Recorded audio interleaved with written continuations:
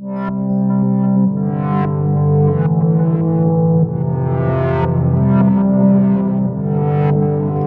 does the global supply chain management manage in the risk and disruption of the pandemic COVID-19 outbreak? Presented by Group 6. Diah Paramita, Berliana Andriani, Nanda, Vivy Widhiani, and Andhita Setia Dewi. This is our content today. As a typical black swan event, COVID-19 took the world by complete surprise. This newly identified coronavirus was first seen in Wuhan, the capital of central China's Hubei province, on December 31, 2019. China's dominant role as the world's factory means that any major disruption puts supply chain at risk. The full impact of COVID-19 on supply chains is it will have global economic and financial ramifications that will be felt through global supply chains from raw materials to finished products. When China, the world's factory, is impacted, global supply chains are impacted. China's role and importance to global trade has grown significantly as a primary producer of high-value products and components, as a large customer of global commodities and industrial products, and as a very attractive consumer marketplace. Wuhan especially is very important to many global supply chains. Even for those companies that are not directly reliant for production or suppliers in Wuhan and surrounding impacted areas, logistics within China has been affected. And how is COVID-19 affecting industry so far? It will be presented by Diah Paramita. Okay then, I will explain about how has COVID-19 affected the industry so far. The COVID-19 outbreak has affected various types of business fields, one of which is industry. This pandemic affects the medium and long-term economy, which is limited to most industries, and in the short term, the consumer sector, which makes a large contribution to economic growth, will be the most disadvantaged. Conversely, the impact on manufacturing is relatively limited because it is short-term. Next, which company will reduce the impact of this event? There are several types of companies that can reduce the impact of COVID-19. Namely, first, some companies are better prepared than others to mitigate their impact. These companies have developed and implemented supply chain risk management and business continuity strategies. Second, some companies are better prepared than others to respond to this event. These companies have good relationships and developed ability in their production and distribution networks to rapidly renew and maintain supply to global demand. Third, other companies are scrambling. These firms are too expensive in one geography or single supplier of major production. They do not have sufficient visibility. Next, I will explain about responding to the immediate challenge. Short-term action need to be made to respond to the immediate challenge. There are three short-term actions. I will explain the first one. The first one is for all companies that operate or have business relationships in China and other impacted geographies. The first one is educate employees on COVID-19 symptoms and prevention. It means care of your people is the first priority because employees are the most at risk. The second, reinforce screening protocols, means we have to keep an eye on the employees' health condition. Next, the third, prepare for increased absence. Companies must be ready if employees are absent due to being affected by COVID-19. Number 4, restrict non-essential travel and promote flexible working arrangement. It means many companies have cut back on business travel to protect their employees. If possible, we should work from home. Number 5, alliance IT system and support to involving road requirement. It means during COVID-19, online activity will increase. Companies will need to act quickly to ensure they have the system and support IT staff.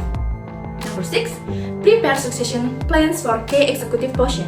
It means companies should be short-term and long-term plans for operating the company.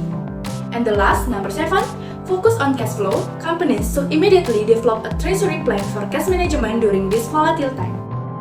Okay, thanks for the time. So today I will continue the presentation. I will present about responding to the immediate challenge for companies that produce, distribute or sold from supplier in China and other impact geographies. There are 10 points. The first is labor planning. Labor planning is needed because during the pandemic COVID-19, quarantine and travel restriction will be longer for many facilities. The second is focus on Tier 1 supplier. Work with key supplier and understand the flexibility that they have to shift production and purchase order fulfillment to other location. The third is eliminate the extended supply network. Companies need to embrace a new digital approach to eliminating their supplier network. The fourth is understand and activate alternate source of supply. Companies must prepare alternative suppliers in the world. The fifth is update inventory policy and planning parameters. All companies need to quickly consider how they will refine their inventory strategy to mitigate the risk of supply shortage. And the sixth is enhance inbound material visibility. Getting visibility to the status of your inventory at the supplier location, supplier production schedule, and supplier shipment. The seventh is prepare for planned closure. Companies will have plans on how to initiate a closure and how to reroute production to other locations. The eighth is focus on production scheduling agility. Be prepared to refine production schedule based on the inventory. The next is evaluate alternative outbound logistic option and secure capacity.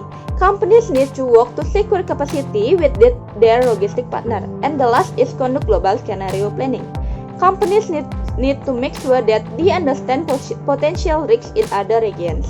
Okay, that's all for me. Thank you. Okay, thank you for the time. Now I would like to tell you about responding to the immediate challenge for all companies that sell industrial products, commodities, or consumer products to China and other impact geographies.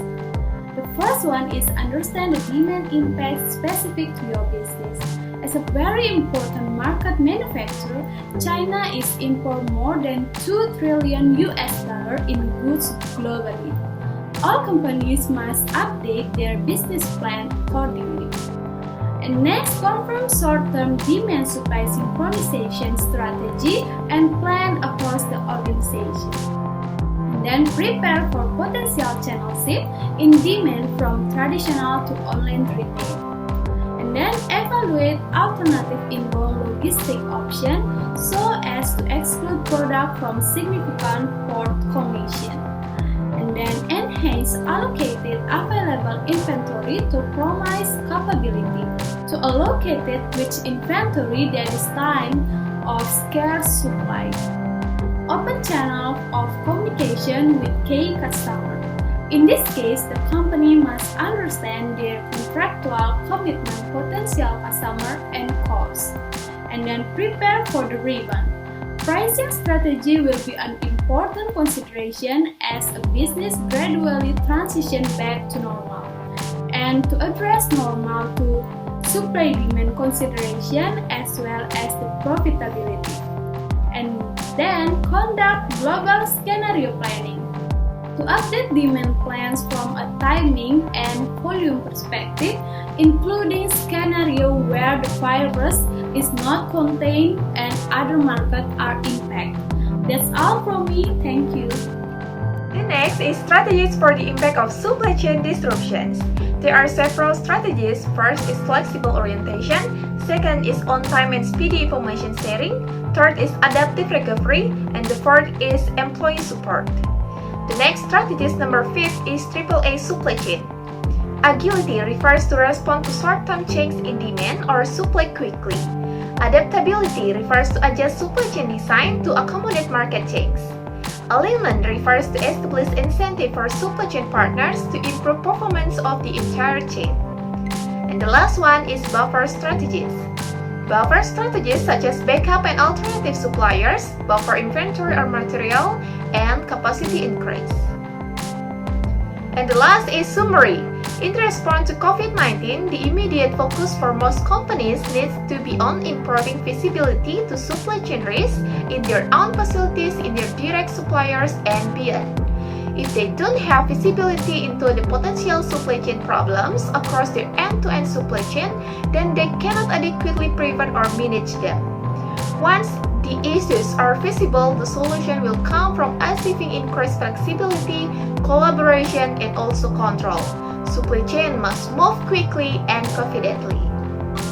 That's all our presentation today from Group 6. Thank you and have a nice day.